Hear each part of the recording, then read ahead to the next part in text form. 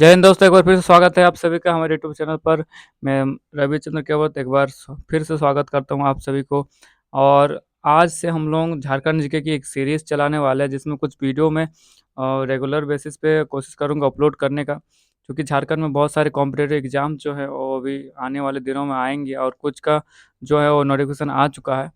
तो ये वीडियो मतलब ये सीरीज़ जो हमारा डेडिकेटेड रहेगा वो झारखंड जीके की झारखंड जीके पर, क्योंकि देखिए झारखंड में जितने भी कॉम्पिटिटिव एग्जाम होते हैं उसमें एक भाग एक हिस्सा रहता है झारखंड जीके का, चाहे वो झारखंड का करंट अफेयर्स हो या फिर झारखंड की हिस्ट्री, ज्योग्राफी, पॉलिटी, या फिर जो विविध करके जो आता है एक सेक्शन जहाँ पर बहुत सारी चीज़ों से मिलकर क्वेश्चन जो है पूछे जाते हैं। तो एक सीरीज हम लोग चला रहे हैं, इसमें पूरा झारखंड जीके का हम लोग कंप्लीट करने वाले हैं। साथ ही साथ ये हम लोग उसके कुछ एमसीक्यू भी करेंगे at the end of the video. और ये मैं जो सीरीज चला रहा हूँ इसमें मैं जितने में डिटेल आपको बताऊंगा सब through the help of map. और हम लोग इतना इजीली इसको करने वाले हैं कि आपको एक ही बार बस वीडियो देखिए और आपको याद हो जाएगा, ठीक है। तो ये सीरीज उन सभी लोगों के लिए हेल्पफुल है जो कि झारखंड में किसी भी प्रकार के कॉम्पिटिटिव एग्जाम की तैयारी कर रहे हैं।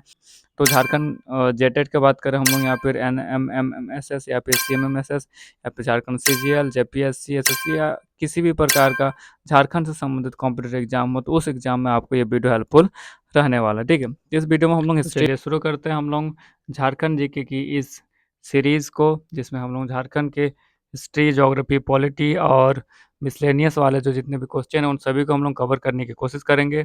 और आज जो हम लोग शुरू करने वाले हैं, यानी हम लोग का पहला जो क्लास आज होने वाला है वो होने वाला है ज्योग्राफी ऑफ झारखंड पे, यानी झारखंड का भूगोल जो है विषय, उस पर हम लोग संबंधित और महत्वपूर्ण टॉपिक को देखने वाले हैं।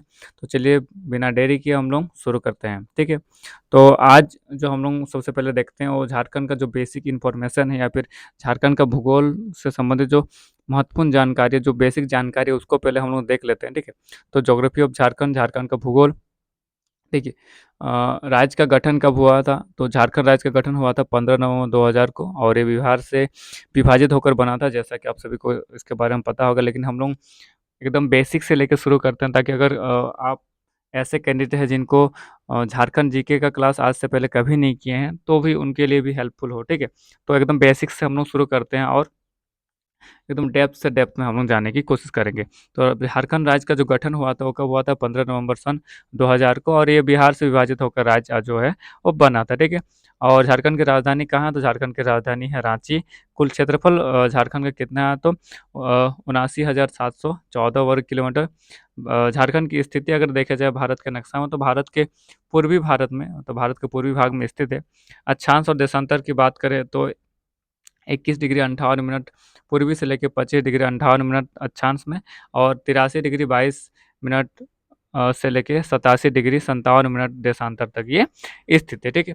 तो और सीमावर्ती राज्य की अगर बात करें तो झारखंड का जो सीमावर्ती राज्य होगा बिहार, पश्चिम बंगाल, उड़ीसा, छत्तीसगढ़ और उत्तर प्रदेश। प्रमुख नदियों की अगर बात करें हम लोग, तो झारखंड की जो प्रमुख नदियाँ है स्वर्ण रेखा, दामोदर, बराकर, कोयल नदी, खरकाई नदी और शंख नदी। प्रमुख झीलों में है तहलताई, कनहर, डोकरा बांध आदि।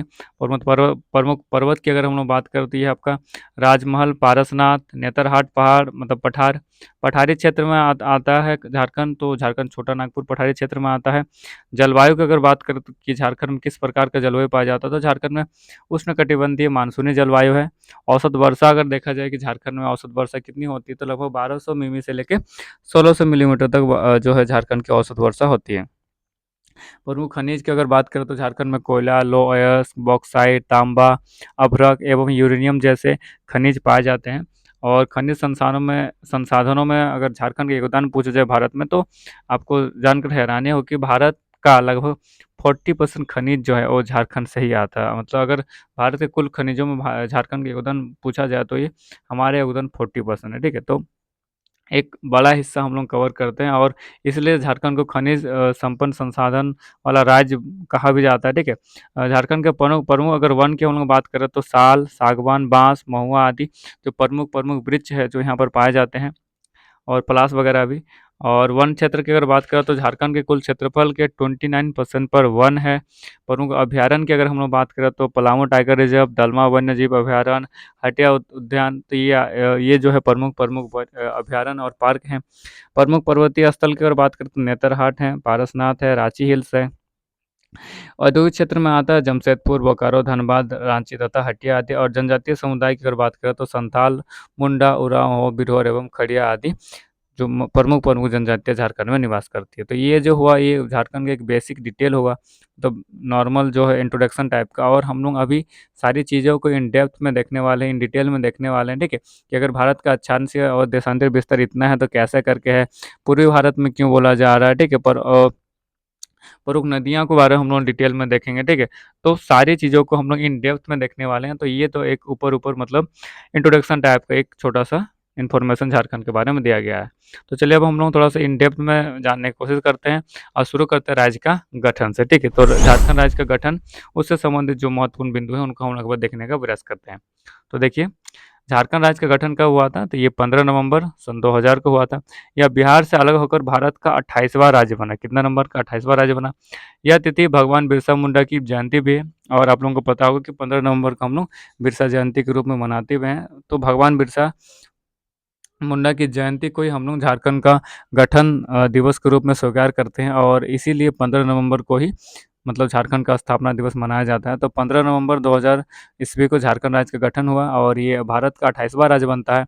भगवान बिरसा मुंडा की जयंती भी है 15 नवंबर को। तो झारखंड के स्वतंत्रता संग्राम के महान जननायक थे, ठीक है। तो मतलब जो जब भारत में स्वतंत्रता आंदोलन हो रहा था तो झारखंड में भी उसका प्रभाव था, और उसमें झारखंड में जो है भगवान बिरसा मुंडा उनमें से एक थे जो भारत के स्वतंत्रता संग्राम में शामिल हुए थे झारखंड की तरफ से, ठीक है। तो झारखंड राज्य की मांग लंबे समय से आदिवासी समुदाय द्वारा की जा रही थी, क्योंकि ये अपनी संस्कृति, पहचान और संसाधनों पर अधिकार की मांग कर रहे थे, ठीक है। तो जब झारखंड मतलब एक स्वतंत्र राज्य जो नहीं बना था, तो वो बिहार के साथ लगा हुआ था। तो झारखंड के लोगों के साथ जो यहाँ के आदिम जनजाति हैं या फिर यहाँ के जो मूलवासी, उनके साथ बहुत सारी समस्याएँ थी। तो उन समस्याओं को लेकर ये एक अलग राज्य की माँग जो है बहुत पहले से ही कर रहे थे। झारखंड गठन के पीछे मुख्य उद्देश्य क्षेत्र असंतुलन को दूर करना था और आदिवासी क्षेत्रों का विकास करना था, ठीक है। तो झारखंड जो अलग राज्य का जो माँग लिया गया, इसका पीछे कारण क्या था कि जो यहाँ का जो मूल निवासी हैं, जो यहाँ के आदिवासी हैं, जो यहाँ के जनजाति हैं, उनका विकास किया जाए, उन क्षेत्रों का विकास किया जाए, ठीक है। वर्तमान में यह राज्य खनिज, वन और सांस्कृतिक विविधता के लिए प्रसिद्ध है, और आज भी झारखंड में पर्याप्त मात्रा में खनिज है, और इसके कारण ही झारखंड को शायद जाना जाता है, ठीक है। तो ये देखिए, ये भारत का नक्शा में इस जगह पर झारखंड है। पहले झारखंड बिहार से लगा हुआ था, मतलब बिहार का ही हिस्सा था, लेकिन 15 नवंबर सन 2000 को झारखंड को एक अलग राज्य का दर्जा दिया गया। तो भारत का 28वां राज्य के रूप में झारखंड अपना अस्तित्व में आता है, और ये अस्तित्व, इसका स्थापना दिवस हम लोग कब मनाते हैं? 15 नवंबर सन 2000 को। यानी हर वर्ष हम लोग 15 नवंबर को जो स्थापना दिवस मनाते हैं, उसके पीछे का कारण यही है कि 15 नवंबर सन 2000 को झारखंड राज्य जो है अपने अस्तित्व में आया था, ठीक है। तो ये भारत का नक्शा में आप झारखंड की स्थिति देख सकते हैं कि ये झारखंड जो है आपका कहाँ है, ठीक है। नेक्स्ट चलिए हम लोग बात करते हैं झारखंड की राजधानी के बारे में। तो झारखंड की वर्तमान राजधानी जो है वो रांची है, ठीक है। रांची झारखंड की राजधानी है, और यह राज्य का प्रशासनिक और शैक्षिक और आर्थिक केंद्र भी है, ठीक है। मतलब राज्य का जो जितना भी प्रशासनिक कार्य होता है, ये रांची से ही संचालित किया जाता है। यह छोटा नागपुर पठार पर स्थित है, और किस पठार पर स्थित है? छोटा नागपुर पठार पर।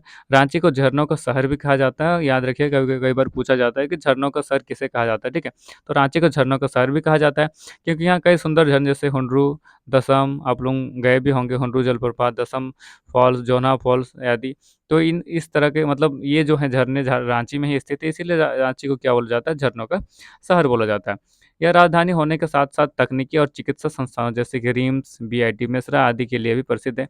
तो जो महत्वपूर्ण महत्वपूर्ण और मेन-मेन जो चिकित्सा संस्थाएँ हैं, या फिर जो जितने भी शैक्षणिक संस्थान जो है मुख्य-मुख्य, वो रांची में ही स्थित है, और इसी कारण जो है रांची का एक अलग महत्व है, और रांची को शायद इसीलिए झारखंड की राजधानी के रूप में स्वीकार किया गया है। तो झारखंड की राजधानी कहाँ है? इसे झरनों का रांची, मतलब झारखंड की राजधानी कहाँ है? तो रांची है, और इसे झरनों का शहर भी कहा जाता है, ठीक है। आइए हम लोग झारखंड के कुल क्षेत्रफल की बात करते हैं। तो झारखंड का कुल क्षेत्रफल कितना है? लगभग 79,714 वर्ग किलोमीटर। यह क्षेत्रफल के अनुसार भारत का 15वां राज्य है, ठीक है। अगर क्षेत्रफल की बात करें तो भारत में आप देखते होंगे कि सबसे बड़ा क्षेत्रफल जो होता है वो राजस्थान का, ठीक है। तो क्षेत्रफल के हिसाब से अगर हम लोग क्रम से लगाएँ, पहला, दूसरा, तीसरा, चौथा, तो इस क्रम में झारखंड का जो आएगा नंबर, वो 15 नंबर पर आएगा, ठीक है। आप ये याद रखिएगा, क्षेत्रफल के हिसाब से झारखंड कितने नंबर पर है? 15 नंबर। लेकिन अगर पूछा जाए कि स्थापना के हिसाब से झारखंड कितने नंबर पर बना था, तो झारखंड 28वां राज्य बनकर अस्तित्व में आया था।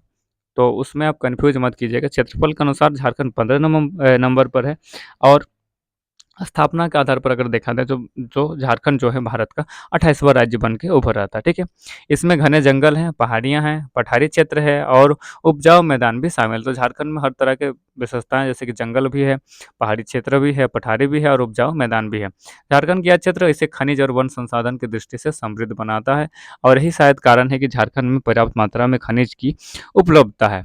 यहाँ के बड़े हिस्सों पर वन फैले हुए हैं जो राज्य की पारिस्थितिकी तंत्र को बनाए रखने में सहायक है। और झारखंड का जो है, जैसे कि इसका नाम से परिचित है झारखंड यानी झाड़ जंगल वाला, तो झारखंड के एक बड़ा क्षेत्र पर वन भी है, जंगल भी है, जो कि यहाँ के पारिस्थितिक तंत्र को जो है संतुलन में रखती है। क्षेत्रफल के अनुसार राज्य की जनसंख्या घनत्व भी संतुलित है, विशेष रूप से ग्रामीण और आदिवासी क्षेत्र कम घनत्व वाले हैं, ठीक है। तो झारखंड में जो ग्रामीण क्षेत्र हैं, जो आदिवासी वाले क्षेत्र हैं, तो उन जगहों पर जो है जनसंख्या थोड़ी-सी कम निवास करती है और जो कि है जनसंख्या, जिसके कारण जनसंख्या घनत्व को हम लोग संतुलित बता रहे हैं, ठीक है। तो झारखंड का कुल क्षेत्रफल कितना है? अ, 79,714 वर्ग किलोमीटर। क्षेत्रफल के हिसाब से भारत का 15वां राज्य और झारखंड जो है मतलब खनिज संपदा और वन क्षेत्र से संपन्न है।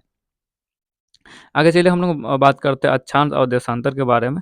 तो अक्षांश और देशांतर के बारे में बताने से पहले मैं एक बार एक छोटा-सा मैं मतलब जानकारी दे दूँ कि अक्षांश और देशांतर हम लोग बोलते किसको हैं, और उसके बाद ही हम लोग यहाँ पर आएँगे कि झारखंड में अक्षांश और देशांतर का विस्तार कैसा है, कितना है, सारी चीज़ों को तभी जाके हम लोग समझ में पाएँगे, ठीक है। तो सबसे पहले चलिए हम लोग अक्षांश और देशांतर को समझ लेते हैं कि आखिरकार अक्षांश और देशांतर होता क्या है।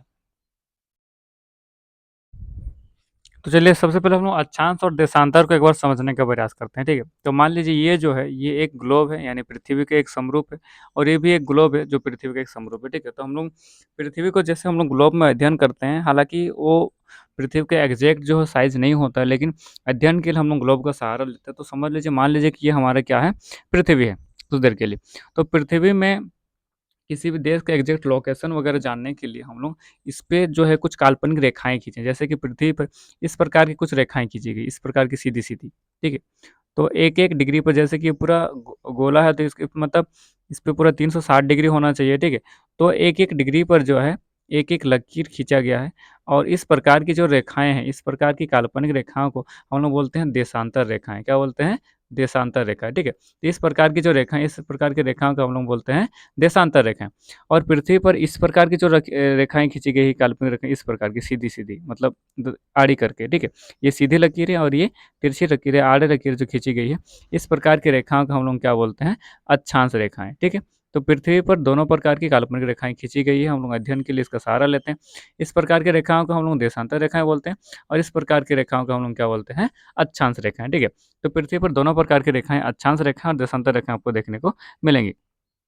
अब चलिए हम लोग एक बार प्रयास करते हैं इस ग्लोब के सहायता से समझने का, ठीक है। तो देखिए, प्रत्येक डिग्री पर, जैसे यहाँ पर एक-एक डिग्री का तो पॉसिबल नहीं है, 0 डिग्री, 10 डिग्री, 20 डिग्री, 30 डिग्री, हर एक डिग्री पर जो है एक प्रकार की रेखाएँ जो हैं खींची गई है। सेम उसी प्रकार से इधर भी, ठीक है। जैसे कि देखिए आप 0 डिग्री, 10 डिग्री, 20 डिग्री, 30 डिग्री, एक-एक डिग्री पर, मतलब हर 10-10 डिग्री पर एक जो है रेखाएँ खींची गई है। तो इस प्रकार की जो सीधी-सीधी रेखाएँ खींची गई, ये इस प्रकार की जो सीधी रेखाएँ खींची गई है, इस प्रकार की रेखाओं को हम लोग बोलते हैं देशांतर रेखाएँ। और इस प्रकार की जो रेखाएँ खींची गई है, इस प्रकार की रेखाओं को हम लोग क्या बोलते हैं? अक्षांश रेखाएँ। तो पृथ्वी को समझने के लिए हम लोग अक्षांश रेखा और देशांतर रेखा का सहारा लेते हैं और इसके आधार पर ही हम लोग किसी जगह, किसी देश, किसी राज्य का स्थिति जानते हैं कि कोई राज्य या कोई देश जो है वो पृथ्वी पर किस स्थान पर है, ठीक है? तो ये आप लोगों को समझ में आ गया, ठीक है? तो पृथ्वी पर कुछ काल्पनिक रेखाएँ खींची गई, अक्षांश रेखाएँ और देशांतर रेखाएँ। अब चलिए हम लोग एक बार अक्षांश और देशांतर में भारत की स्थिति को देख लेते हैं, ठीक है? तो देखिए, मान लीजिए ये जो है पूरा पृथ्वी है और इसको हम लोग 2 आधा-आधा, मतलब 2 बराबर-बराबर भागों में बाँट देते हैं, ठीक है? तो ये वाला जो हिस्सा है, ये आपका पूर्वी हिस्सा है और ये वाला जो है आपका ये पश्चिमी हिस्सा है। तो इस गोलार्ध को, मतलब ये पूरा गोला है, गोला को आधा को हम लोग बोलते हैं पूर्वी गोलार्ध और ये जो गोला का आधा है इसको हम लोग बोलते हैं पश्चिमी गोलार्ध, ठीक है? तो पृथ्वी को अगर इस प्रकार से हम लोग 2 हिस्सों में काटें, तो ये हो गया पूर्वी गोलार्ध और ये हो गया पश्चिमी गोलार्ध। क्योंकि आप नक्शा में देखेंगे ये वाला साइड जो होता है पूरब, ये पश्चिम और ये उत्तर और ये दक्षिण साइड होता है, ठीक है? तो इस नक्शा में अगर हम लोग, अगर इस पृथ्वी में देखा जाए और इसको अगर हम लोग आधा-आधा बाँट देते हैं इस जगह पर, तो ये वाला हिस्सा हो जाएगा हम लोगों का पूर्वी गोलार्ध और ये वाला हिस्सा को हम लोग क्या बोलेंगे? पश्चिमी गोलार्ध। सेम उसी प्रकार अगर ये एक पृथ्वी है और इसको हम लोग आधा-आधा बाँट देते हैं, जैसे कि इस तरह से बीच-बीच में इस तरह से हम लोग बाँट देते हैं। तो ये जो आपका हो जाएगा, ये आपका उत्तरी गोलार्ध हो जाएगा और ये जो हो जाएगा आपका ये दक्षिणी गोलार्ध हो जाएगा, ठीक है? जैसे इस प्रकार यहाँ पर बाँटे, ये पूर्वी हिस्सा, ये पश्चिमी हिस्सा। तो इस हिस्सा को बोले हम लोग पूर्वी गोलार्ध और इस हिस्सा को हम लोग क्या बोले? पश्चिमी गोलार्ध। सेम उसी प्रकार ये वाला जो हिस्सा होगा, ये आपका कहलाएगा उत्तरी गोलार्ध और ये जो आपका कहलाएगा हिस्सा दक्षिणी गोलार्ध। तो इसमें से भारत कहाँ पर है? तो भारत इस जगह पर है, ठीक है? लगभग कुछ इस जगह पर है और यहाँ से जो है ये आपका बीच-बीच से काटा गया है, मतलब काल्पनिक रेखा मान लेते हैं। तो ये आपका हो गया पूर्वी हिस्सा, ये हो गया आपका पश्चिमी हिस्सा, ये हो गया आपका उत्तरी हिस्सा और ये वाला हिस्सा हो गया आपका दक्षिणी हिस्सा। तो भारत इस जगह पर है, भारत का जो एग्ज़ैक्ट लोकेशन है वो लगभग-लगभग यहाँ पर है, ठीक है? तो भारत अगर देखा जाए एग्ज़ैक्ट कहाँ पर है, तो ये आपका उत्तर, इधर से उत्तर, ये वाला हिस्सा उत्तर और ये वाला हिस्सा पूरब। तो भारत जो है उत्तर-पूर्वी गोलार्ध में स्थित है। लेकिन हम लोग क्या बोलते हैं, भारत उत्तरी गोलार्ध में बोलते हैं यहाँ पे, क्योंकि भारत यहाँ है तो झारखंड भी हमारे यहीं कहीं होगा। अब हम लोग भारत का नक्शा में चलिए झारखंड का एग्जैक्ट लोकेशन देखने का एक बार प्रयास करते हैं, ठीक है? तो इस फिगर में हम लोग देखने का चलिए प्रयास करते हैं इस मैप में। तो ये पूरा भारत का नक्शा है, ठीक है? और ये वाला जो एरिया है भारत का, इसमें हम लोग इसको क्या बोल रहे हैं, ये पूर्वी क्षेत्र है। ये वाला इलाका पश्चिमी, मतलब ये दिशा के हिसाब से अगर देखें तो ये पूर्वी दिशा, ये पश्चिम, ये उत्तर और ये दक्षिण, ठीक है? तो पूरब, पश्चिम, उत्तर और दक्षिण। अब देखिए भारत कहाँ है, तो जैसा कि मैंने उस टाइम आप लोगों को बताया था कि ये अगर पूरा ग्लोब है, तो इस तरह से बहुत सारी काल्पनिक रेखाएँ जो खींची गई है, 0 degree, 1 degree, 2 degree, 3 degree, 4 degree करके। तो इस जगह पर यहाँ, जहाँ पर भारत का ये वाला इलाका जहाँ पर भारत लगता है, तो ये है आपका 8 डिग्री 4 मिनट। कितना ये? 8 डिग्री 4 मिनट इस जगह पर। और ये अगर सीधा चल जाते हैं यहाँ पर, इस जगह पर जहाँ पर भारत का अंतिम सीमा रेखा लगा है, ये है आपका 37 डिग्री 6 मिनट, ये जो 37 डिग्री 6 मिनट का हम लोग बात करें, ठीक है? तो भारत का अगर हम लोग देशांतरी विस्तार देखें, सॉरी अक्षांशीय विस्तार देखें, तो मैंने आपको बताया कि ये भारत क्या है, कैसा जगह पर है, ऐसा जगह पर इधर मतलब एक ऐसा जगह जहाँ पर इस इलाका में क्या है, इधर आपका पूर्व वाला क्षेत्र, इधर आपका उत्तर वाला क्षेत्र। तो 8 डिग्री 4 मिनट उत्तर से लेके, ठीक है, अक्षांशीय विस्तार भारत का 8 डिग्री 4 मिनट उत्तर से लेके 37 डिग्री 6 मिनट उत्तर तक है, ठीक है? 8 डिग्री 4 मिनट यहाँ पर है और 37 डिग्री 6 मिनट यहाँ पर है, ठीक है? अगर देशांतर का बात करें हम लोग, तो इस जगह पर जहाँ पर भारत का राजस्थान वाला क्षेत्र लगता है, इस जगह पर, तो सॉरी राजस्थान वाला, गोवा वाला क्षेत्र, तो ये वाला क्षेत्र जहाँ पर भारत का अंतिम सिरा लग रहा है, मतलब तो ये है आपका 68 डिग्री 7 मिनट पूरब में, 68 डिग्री 7 मिनट यहाँ पर और यहाँ पर जहाँ लास्ट इसका लग रहा है सीमा, तो ये है आपका 97 डिग्री 25 मिनट, ठीक है? तो ये 8 डिग्री 4 मिनट उत्तरी अक्षांश से लेके 37 डिग्री 6 मिनट उत्तरी अक्षांश तक और 68 डिग्री 7 मिनट पूर्वी देशांतर से लेके 97 डिग्री 25 मिनट पूर्वी देशांतर तक ये भारत की स्थिति है, ठीक है? याद रखिएगा, अक्षांशीय विस्तार भारत का 8 डिग्री 4 मिनट से लेके 37 डिग्री 6 मिनट और देशांतरीय विस्तार जो है 68 डिग्री 7 मिनट से लेके 97 डिग्री 25 मिनट। मतलब अगर ये 8 डिग्री 4 मिनट है, तो इससे पहले 7 रहा होगा, फिर 6 रहा होगा, 5 रहा होगा, 4 रहा होगा, 0 इस तरह से, ठीक है? और इसमें भी देखें जैसे 68 है यहाँ पर, तो 68 से पहले 67, 66, 65 इस तरह से कहीं पर 0 रहा होगा, ठीक है? तो 0 से लेके इधर 68 तक आया और 68 डिग्री 7 मिनट से लेके 97 डिग्री 25 मिनट पूर्वी देशांतर के बीच भारत का स्थिति है। और अगर इधर हम लोग अक्षांश की बात करें तो कहीं 0, 1, 2, 3, 4, 5, 6, 7 रहा होगा और यहाँ पर है आपका 8 डिग्री 4 मिनट। तो 8 डिग्री 4 मिनट उत्तरी से लेके 37 डिग्री 6 मिनट के बीच उत्तरी अक्षांश के बीच भारत की स्थिति है। अब देखिए झारखंड का हम लोग यहाँ देख लेते हैं, ये वाला इलाका यहाँ पर झारखंड है। तो झारखंड जो होगा इसी उत्तरी अक्षांश के बीच में होगा और इसी देशांतर के बीच में होगा। तो झारखंड की स्थिति हम लोग चलिए झारखंड का मैप से देखने का प्रयास करते हैं, ठीक है? भारत का समझ में आ गया और चूंकि झारखंड भारत के अंदर में ही है, तो इसी अक्षांश और इसी देशांतर के बीच में झारखंड जो है एक स्थित राज्य होगा, ठीक है? चलिए अब झारखंड की स्थिति में हम लोग देख लेते हैं, ठीक है? तो झारखंड में अगर हम लोग जाकर देखें, तो ये वाला जो हिस्सा हो जाएगा, ये आपका पूर्वी क्षेत्र हो जाएगा, ये आपका पश्चिम, ये आपका उत्तर और ये आपका दक्षिण, ठीक है? तो ये पूर्व, पश्चिम, उत्तर और दक्षिण। अब चलिए देखिए झारखंड का ये वाला हिस्सा, झारखंड का ये वाला हिस्सा, अंतिम हिस्सा जहाँ पर ये लग रहा होगा, ये कहीं किसी रेखा से लग रहा होगा, तो ये जो रेखा है आपका, ये है आपका, देखिए जैसा कि मैं दिखाने का प्रयास कर रहा हूँ, ये है आपका 21 डिग्री 58 मिनट। कितना है ये? 21 डिग्री 58 मिनट उत्तरी अक्षांश में, ठीक है? इस जगह पर 21 डिग्री 58 मिनट से लेके और जहाँ पर ये झारखंड का अंतिम सिरा जहाँ पर लगेगा, ये वाला हिस्सा, ये भी किसी डिग्री से लग रहा होगा। ये है आपका 25 डिग्री 19 मिनट, ठीक है। तो झारखंड का अक्षांशीय विस्तार अगर हम लोग देखें तो ये है 21 डिग्री 58 मिनट यहाँ पर, और ये है आपका 25 डिग्री 19 मिनट, ठीक है। तो 21 डिग्री 58 मिनट से लेकर 25 डिग्री 19 मिनट के बीच हमारा झारखंड स्थित है, ठीक है। ये अक्षांश की बात की, अक्षांश रेखाओं के। देशांतर रेखा में आते हैं तो ये वाला इलाका जहाँ पर ये झारखंड का अंतिम सिरा लग रहा है, ये है आपका 83 डिग्री 19 मिनट। कितना है आपका? 83 डिग्री 19 मिनट। और ये वाला हिस्सा जहाँ पर झारखंड का अंतिम सिरा लग रहा होगा यहाँ पर, ये आपका है 87 डिग्री 57 मिनट, ठीक है। तो अगर हम लोग झारखंड का सही में अक्षांश और देशांतरी विस्तार की बात करें तो झारखंड अक्षांश में 21 डिग्री 58 मिनट से लेकर 25 डिग्री 19 मिनट के बीच उत्तरी अक्षांश में स्थित है, और 83 डिग्री 19 मिनट से लेकर 87 डिग्री 57 मिनट तक पूर्वी देशांतर में स्थित है, ठीक है। तो ये वाला जो होगा ये झारखंड का एग्जैक्ट लोकेशन हो जाएगा अक्षांश और देशांतर के हिसाब से। आई होप कि आप लोगों को समझ में आ गया होगा, ठीक है। पहले पहले हम लोग भारत का समझे और फिर हम लोग झारखंड का। तो झारखंड का हो गया, एक बार फिर से बता देता हूँ। 21 डिग्री 58 मिनट से लेके 25 डिग्री 19 मिनट उत्तरी अक्षांश में, और 83 डिग्री 19 मिनट से लेके 87 डिग्री 57 मिनट तक पूर्वी देशांतर के बीच जो है हमारा झारखंड स्थित है, ठीक है। तो चलिए हम लोग फिर से पीडीएफ में आते हैं। तो देखिए अक्षांश और देशांतर। तो अभी तक का वीडियो मुझे उम्मीद है कि आप लोगों को समझ में आ गया, जिस तरह से हम लोग मैप में देखें। अब थोड़ा डिटेल में देखते हैं कि झारखंड जो है 21 डिग्री 58 मिनट उत्तरी अक्षांश से लेके 25 डिग्री 18 मिनट उत्तरी अक्षांश, और 83 डिग्री 22 मिनट पूर्वी देशांतर लेके 87 डिग्री 57 मिनट पूर्वी देशांतर के बीच में स्थित है। इस अक्षांशीय स्थिति के कारण झारखंड की जलवायु जो है वो उष्ण कटिबंधीय मानसूनी है। किस प्रकार की जलवायु झारखंड में? उष्ण कटिबंधीय मानसूनी जलवायु है। यहाँ गर्मी के मौसम में तापमान अधिक होता है और वर्षा मानसून के दौरान होती है। इसकी भौगोलिक स्थिति कृषि, वन्य जीवन और खनिज संसाधनों को प्रभावित करती है। यह अक्षांश देशांतर स्थिति राज्य को दिन रात की लंबाई, सूर्य की किरणों की तीव्रता और मौसम बदलाव के अनुसार प्रभावित करती है, ठीक है, ठीक है। तो ये था भारत का अक्षांश और देशांतर, ये जो आप मैप में भी देख सकते हैं, ठीक है। तो झारखंड की स्थिति यहाँ से यहाँ तक, यहाँ से यहाँ तक, ये जो हम लोग मैप में अब तक देखें तो 21 डिग्री 58 मिनट से लेके 25 डिग्री 18 मिनट, और 83 डिग्री 22 मिनट से लेके 88 डिग्री 87 डिग्री 57 मिनट, ठीक है। तो ये था झारखंड का अक्षांश और देशांतरी विस्तार।